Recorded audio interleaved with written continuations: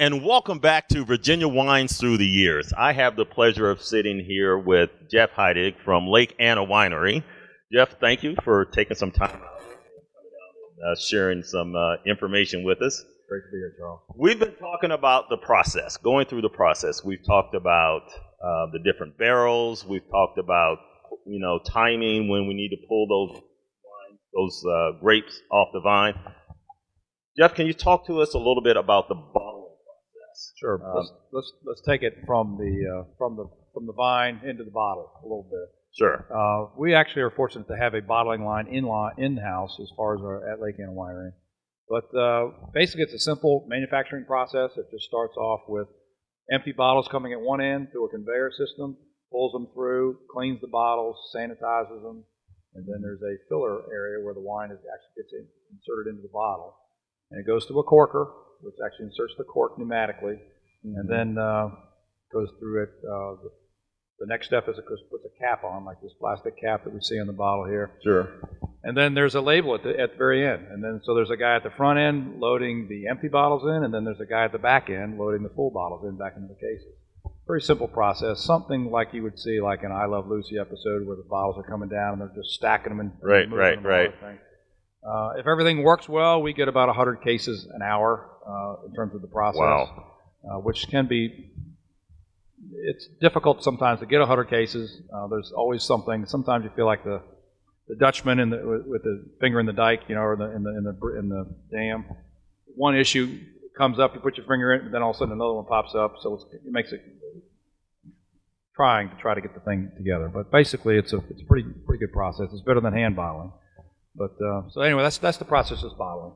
So talk to us a little bit about the bottles. I mean, we see different shapes, sizes. Some of them have the little higher little punt in the bottom of the bottle. Yeah. Talk to us a little. How do you select bottles? Certain types of grapes traditionally have certain types of bottles associated with them, and those all originated probably in parts of Europe and France and things of that nature. Our labels are designed to kind of pair up, I guess, a little bit with the wines. There's no real restrictions as far as the type of labels. We try to be creative. There's some eye appeal that you try to get to. There's a lot of wines out there, a lot of different types, varieties, and we're just one of many. So we try to somehow or another stand out or make it unique. So the label helps that capacity a little bit. But ABC restrictions have certain things that they take advantage of as far as like the government restriction labels, that kind of thing that have a certain size to them and all. But basically, it's pretty much up to the individual wine owner, the vintner or whatever, in terms of what kind of label, what they want to put on their label. Right. So I'm glad you brought up that label because we'll be going down the aisle or looking through the catalog or at a winery and we're trying to select which one we want and my wife, she loves all the labels that have these really eye-catching, symbols on them. They may have lions or flowers or something like that. What is that process? I mean, do you just kind of take your logo and stick it up there, or? We have two different types. We personally have a logo for all our vinifera wines. Then we do some blending, which gives us a little more creativity, a little more license to try to be something different to stand out. And there is a myriad of in fact, you notice in the grocery stores or wine shops or whatever, there are whole aisles dedicated to wines, different wines, red wines, white wines, French wines, imported wine, all different types of wines. And it's very difficult to stand out. And the label is one attempt that you can have to kind of create that a little bit. And so everybody tries to do something unique a little bit, but at the same time maintain the integrity of the wine and kind of describe a little bit in terms of what they're actually getting, what the customer is actually getting. Sure.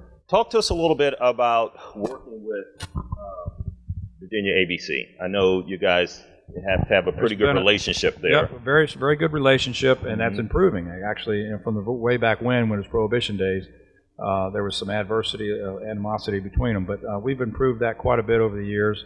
And recently, there's a very good relationship with the two groups of people. They're both working to the same end.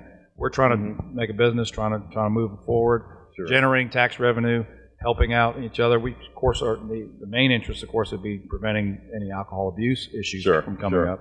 and that's their main enforcement area. But so we have a really good relationship, and that's been improving. It's been changing. The laws that were in place back in 1932 have been a long time changing over the years, and they're getting even better now because the wineries are one thing, but we've also got breweries and we've got distilleries that are improving, adding over the years. There's about 290 wineries, I think, now in the state, where when I first started there was probably a dozen, which was about maybe 25, 30 years ago. So there's been a huge increase in momentum, I guess, in terms of production. So how long has Lake Anna Winery been around? Since 1990. So about 27 years since we've established as a winery. Planted the grapes back in 1980, and I worked a lot with these guys that we're partners with now. That's probably how my father started it. So that's probably how the original partnership of the group here was established. Was back in those days. So you guys still kind of work together in helping each other through the process. Yeah. No, there's quite a bit of partnership involved there. I mean, we're all competing a little bit, but for the most part, we're all trying to learn and do the same things and move in the same positive direction. Virginia competes with, nationally and internationally as far as quality and all that.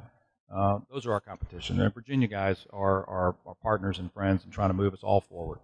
Sure. So tell us a little bit about those competitions and things. How is that? Do you create a certain wine for a specific competition or comparison versus a California wine, or is it, or are you guys just doing it for more internal? We have wines that we've established at our place, and I'm sure other wineries have as well that have done well over the years, and that are our own favorites. Each wine is kind of unique. Each vintner would have their own stylistic or preferences or whatever. And that's kind of one of the uniquenesses of wine itself, is that it's a little different from everybody's perspective. So there's the competition, like I said, is not necessarily with us or among us. It's more outside of that. Right. So you're really developing your own kind of style, if you will, attempting to for your wine to keep people coming back and say, hey, that's the Lake Anna something unique that we can offer, right? And the other wineries would do the same thing. They want to have something different, a tagline or something that they can have that the experience that they'll try to provide will be unique to each one. Awesome. Well, I want to thank you for taking some time out and coming down. Nice to meet you. Thanks for having us out here. Yeah, we love having you. We love having you guys down here and learning. This is a great learning process for us. Yeah. So thank you again, and we'll be right back after this.